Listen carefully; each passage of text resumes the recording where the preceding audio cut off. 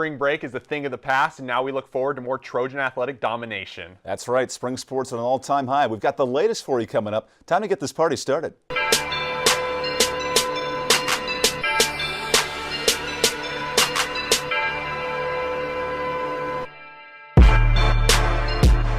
Welcome back to Sports Scene in Studio C of the Julie Chen, Leslie Moonves, and CBS Media Center. I'm Ken Masenchi. I'm a proud Evan Budrovich. We start off on the sand, digging our way up the rankings for the women of Troy, who are building a castle to the #1 spot in the land. The sand volleyball season isn't even 2 weeks old, but USC is already off to a scorching 7-0 start. The biggest victory came Tuesday as the Trojans beat defending national champion Pepperdine. And the Trojans avenged a loss to the Waves in last year's national semifinals, and USC raced out to a quick 2-0 lead before holding off a Pepperdine rally to win 3-2.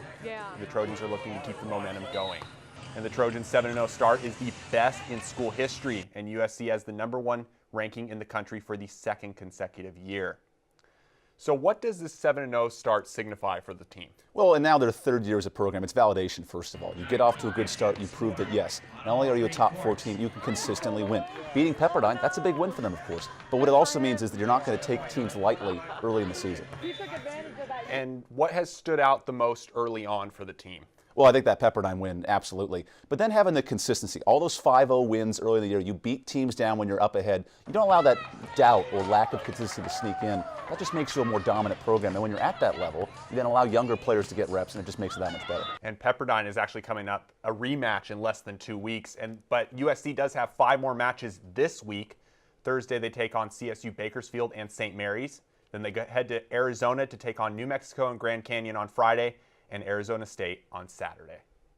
Guess what? Gucci's back. That's right. The football team begins the second half of spring practice here on Cromwell Field.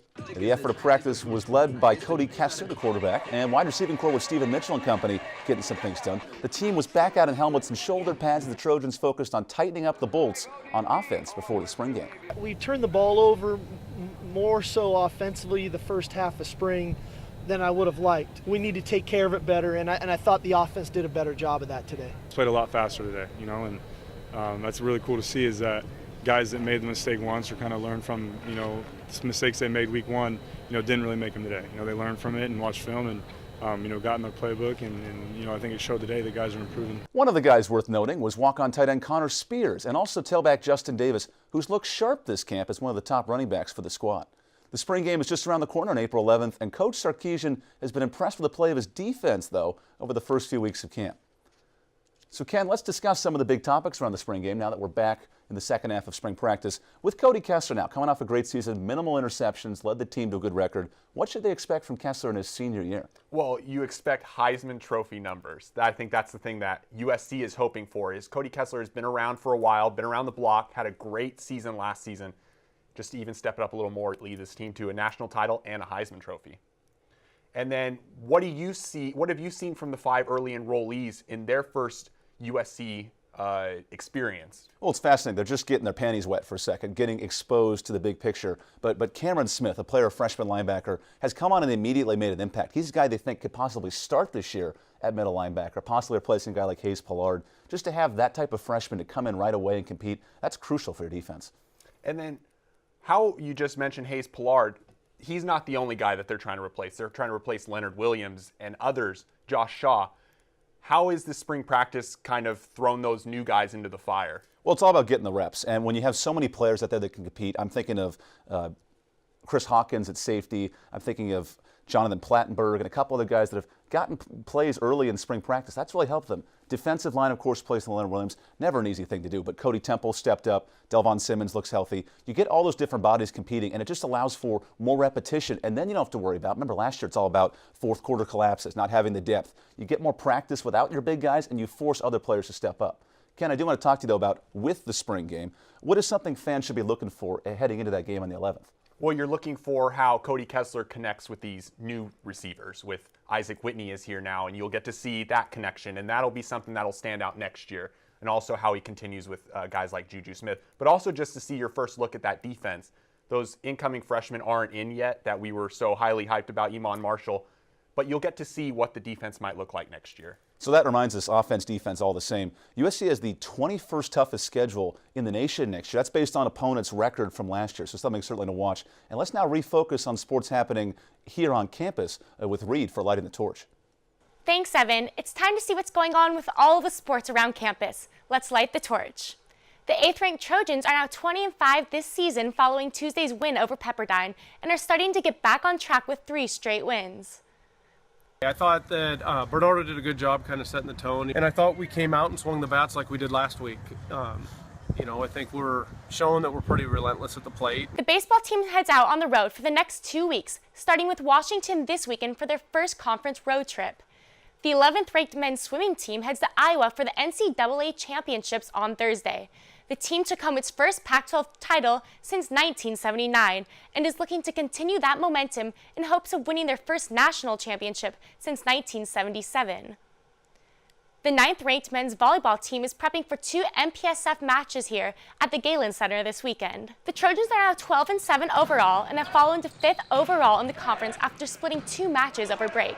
They look to get a winning streak going as the 2 teams right behind them in the standings against 7th-ranked UCSB and 12th-ranked UCLA. Just coming into the practice, taking it one day at a time. We don't really try to look too far ahead, especially since we have UCSB right before. So, going into UCLA match, yeah, we want to watch film on them. We want to prepare for them, but at the same time, we have one match that we want to focus on right before them. The Trojans take on the Gauchos Friday and crosstown rival UCLA on Saturday. The women's tennis team has risen to the #1 rank following their home victory over Stanford. I think we're just going to go out there and play it like any match we've played before, just like ready, excited, hungry to win. The Trojans look to maintain their perfect Pac-12 record as they head up north to Oregon and Washington this week. Well, that's all from Lighting the Torch. Let's toss it over to Jeremy Bergman with more on the USC Club Rugby program. Thanks, Reed. I'm sitting here with USC Rugby head coach Dave Lytle and team captains Joey Krasenstein and Heiko Kasuk. Guys, thanks for joining us. Thanks for having us. Rugby's maybe not the most popular sport in America, but you're all here and you love playing rugby at USC. So I wonder, how have you all gotten your start in rugby? I started playing rugby when my family moved overseas in middle school. There was no American football, so I picked up rugby as something to fill in my contact need for sports. I watched rugby on television. USC's home rugby games and UCLA's used to be televised on alternate weekends whenever they were at home. And I was 12, 13 then. I didn't play, I just watched. And came to USC and played here for the first time. I had a similar experience, I'd say. Where I grew up in San Jose, there wasn't much rugby. I played soccer and I ran track and field. But I knew it was something I wanted to try, so when I came out freshman year, thought I'd give it a go, and now it's been 4 years. Joey and Coach, I know you both used to play football. What's the difference, would you say, between a football athlete and a rugby athlete? I'd say in general, a rugby athlete needs to be more well-rounded in terms of skills. Football is very skill-specific, meaning you have your guys who are, over 300 pounds, and what they're meant to do is very little. You push, and then you gotta protect your quarterback, and it's very one role. Whereas rugby, you have to play both offense and defense. You have to be in great cardio shape. The game is 80 minutes long, so you have to make sure you got the shape to run all 80 minutes, and then you just have to be able to play both sides of the ball.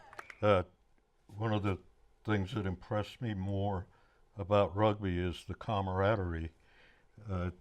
You can go anywhere in the world, and if you played rugby, you meet other rugby players, and there's a bond. Mm-hmm. And that bond doesn't exist in football. College football was a lot of fun to play, don't get me wrong, but rugby is just a whole lot more fun because everyone gets to handle the ball. Mm-hmm. Linemen, what would be considered linemen in football, are props, handle the ball, run with the ball. I think, as Joey said, guys have, I think, more fun playing rugby. Coach, you've been having fun with rugby for a long time. A long time. Started in the 40s. This is your last season at the helm after 29 seasons at USC. What are you going to take away from coaching rugby here, playing rugby here? I'll tell you what I'm going to miss. I'm going to miss the guys. And hearing from guys as they go on in life and start contributing. You better talk because I'll get too emotional. Heiko, you've been around Coach for a while now. What's the most important thing you've learned from him? I would say, Wednesday and Thursday night at practice, what Coach Dave will always say is no drinking and sex before the game. But I mean, jokes aside, I think there's a lot to learn from, Coach Dave. He's been here for 30 years and just that consistent voice. And as I'm sure you saw before this interview, he is just a wealth of stories. And I think that's just the kind of guy he is. And I think a lot of the guys, we look up to you, Coach. Yeah, definitely. So you're a man of your word, and that's very admirable. Something I hope to, bring into my life. Yeah. So you guys are 2-3 on the season, and your last home game is going to be this Saturday against Cal State Long Beach before you go off on the road for a Pac-12 tournament. What do you hope to get out of Saturday's game and the alumni weekend that comes along with it? So this weekend's going to be huge for the program. We got a lot of activities planned. Obviously, Cal State Long Beach, they're a really good, talented team. They're the top of our division right now. So competing well against them is our number one goal, and putting on points and hopefully coming away with a W is number one. Aside from that, with all these alumni coming in, hopefully just showing, a good front for USC Rugby, and with Coach Dave retiring, that's showing, the program's in good hands, and we hope to continue growing into a real Pac-12 contender after this year. Thank you guys for joining us. Good luck on Saturday. Thank you. And let's send it back to Ken. Well, even though some USC athletes had to work over break, it didn't stop them from taking some fantastic pictures and having some fun. And here are some of the best from Spring Break 2015. Two-sport superstar Adoree Jackson soared to victory in the long jump at the Trojan Invitational last weekend. That man can fly. And sand volleyball got a chance to relax while competing in Hawaii, hitting the beach before a big match against the University of Hawaii. And Pat Hayden showed that he is a man of the people with this selfie featuring Condoleezza Rice and attendees of Rice's speech on campus. And now I send it over to Evan, who's going to take over at the screen. Thanks, Ken, for that fancy lead-in. Something about March Madness that gets us cooking. We're taking our talents to the trivia crack for the Sports Scene Elite Eight. Let's take a look at the bracket right now. We know things were looking last week with our bracket. We have the 1 seed Max Meyer, and yours truly is the 8. Bergman versus Rachel Cohn in the 4-5 matchup. Nakamoto and Connor McGlynn in the 3-6. That could be very interesting with the power struggle there. And Jacobs Friedman versus Ken Masinchi. My man is the 2-7. We start with your upset alert as yours truly jumped out to a 4-0 lead with just enough left in the tank to hold off the number 1 seed Max Meyer. So Boudreaux with the upset there. We filmed one more matchup that was really close, but not much from the start though. Hipster Bergman pulled out a tough win for his brackets. That sets up now the semifinal bracket. Well, let's take a look at the updated bracket now. The 8-seeded Boudreaux takes on Jeremy. And I heard Bergman's been hedging his bets for this much-anticipated matchup against the Cinderella story of the year. Plus, the other half of the bracket, executive producer Alyssa will be battling the crafty 2-seed Jacob Friedman. And the winners, of course, will have all the prize. The losers, a little consolation on our part. I'm rooting for you. I was disrespected as a 7 seed. You were obviously disrespected as an 8 seed. Go get it for the lower seeds right there. When in doubt, always bet on the underdog, especially when it comes March. That wraps up this edition of Sports Scene from Studio C in the USC Annenberg School for Communication and Journalism. I'm Evan Budrovich. And I'm Ken Masenchi. We'll see you next week.